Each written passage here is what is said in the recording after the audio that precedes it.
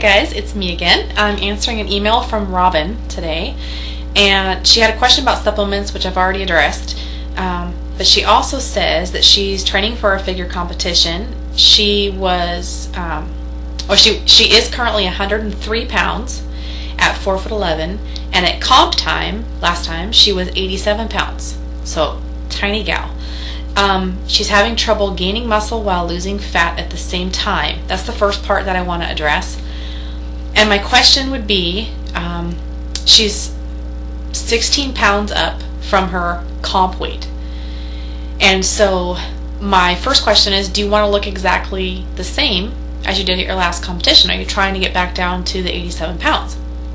That's the first question. Second question is, how long do you have?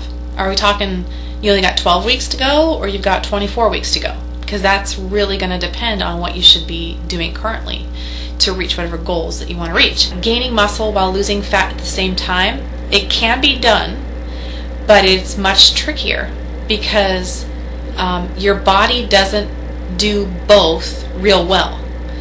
It will lose fat by default because you're gaining muscle mass and you're burning a lot of calories.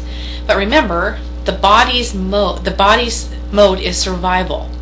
So in order to have optimal muscle growth, you've got to have two things. You've got to have the demand and the nutrients.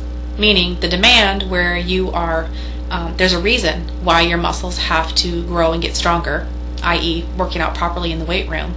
And then the nutrition, you're not going to put on the muscle unless you have the nutrition to back it up. So it can be done, but your gains are not going to be maximal. And if you are close to where you already want to be, then that's not a big deal. If you just want to add a little bit of lean mass, like I have a couple clients like that right now where they pretty much have the muscle that they need. They're going to gain a little extra just because they lost a little bit less at the end of last season from dieting down, but they don't have a lot to go. So in that case, yeah, you can pretty much do it fairly easily. But if you're starting from a real low point and you want to put on a significant amount of muscle, then that's a lot trickier. How much time do you actually have? If you've got 24 weeks, I just made up a little schematic here. I'm a very visual person, so I like to put visuals up. So if her timeline is 24 weeks, then I take the first 12 weeks, and your primary goal is going to be muscle gain, lean mass gain. And then at your 12-week mark, 12 weeks out from show, your primary goal is going to be fat loss. And that's making sure that you are going into that 12-week window with not too much to lose. You don't want to have to lose more than 2 pounds of body fat per week for 11 of those 12 weeks. Otherwise, it's just too much stress. You will sacrifice muscle. But I have seen through experience that you can fairly comfortably lose 2 pounds of body fat a week on the correct program, correct diet, and correct supplements, so you'll be able to get to that goal. So you want to enter that 12-week window with no more than 22 pounds to lose, which is a lot. And if she's 16 pounds up from her previous show, she can easily take off the body fat. So my question is, how much time do you have before that 12-week window where you can actually concentrate on putting on muscle? The second part of her email says that she seemed to have gotten the cardio down to lose fat, but I think that I'm sacrificing muscle.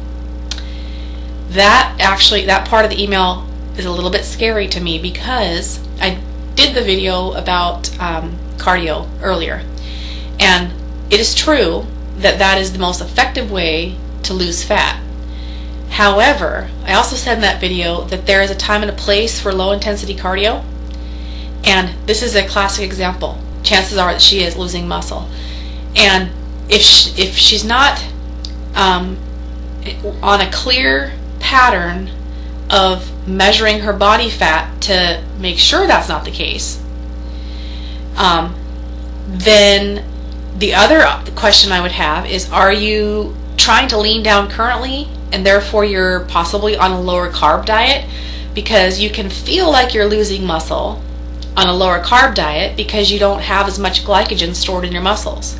So And that's a real common thing with figure competitors when they're a couple weeks out from show. They'll call me and say, oh my god, I'm getting so tiny, I think I'm losing all my muscle. And they're not. As soon as they carb up once, they just, fill right out. So I want to know kind of where you're at in your program to kind of know if there's any of that going on. But chances are, if you're doing high intensity cardio and you're on a very restricted diet, you are sacrificing muscle.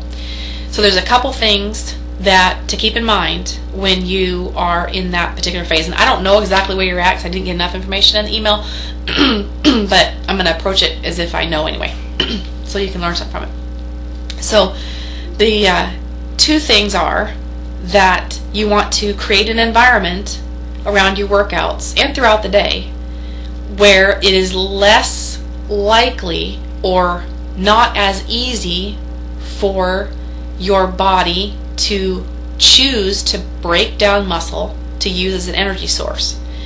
And that is where BCAAs really come in handy. BCAAs, when your glycogen stores are low, your body is going to want to pull muscle, basically. It's going to want to take muscle, break it down into amino acids, and then use those to put into the muscle cells to use as an energy source. We don't want to do that when you're trying to preserve your muscle. So if you've got some free-floating BCAAs in your system, branched chain amino acids, then your body has a real easy source. They should go, oh, okay, I can just grab these here and use these for an energy source as a backup.